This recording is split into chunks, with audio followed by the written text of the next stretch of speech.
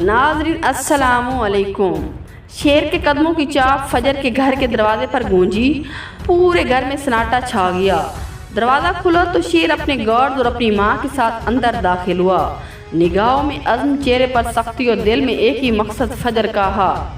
उसके ख़ानदान से इज़्ज़त के साथ मांगना। फजर का बाप और माँ ये मंजर देख कर दंग रह गए। वो हैरान थे कि शेर अभी तक जिंदा कैसे गया। वो हैरान थे, फजर तो इन्हें कह चुकी थी कि शेर को वो ख़त्म कर चुकी है। बाप के चेहरे पर गुस्से और शकूक का तूफान था। फजर की नज़रें शर्मिंदगी से झुक गईं। फजर का बाप सख्त मिजाज और ज़िद्दी इंसान था। वो पहले ही अपनी बेटी के हाथों धोखा खा चुका था। अब वो दोबारा एतबार करना उसके बस में ना था। दूसरी तरफ फजर का लालची काका जो सिर्फ अपनी ज़मीन के लालच में अंधा हो चुका था, मौका देकर बोला, शेर अगर तुम हमारी ज़मीन हमारे हवाले कर दो तभी फजर से बात हो सकती है। लेकिन उसकी नीयत साफ नहीं थी। वो जानता था कि ज़मीन मिलने के बाद शेर को रास्ते से हटाना आसान होगा। शेर ने बात सुनी मगर जवाब में खामोश इख्तियार की।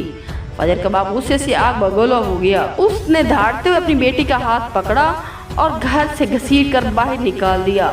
आज के बाद तुम इस घर की बेटी नहीं, और अगर दोबारा यहाँ कदम रखा तो गोली मार देना।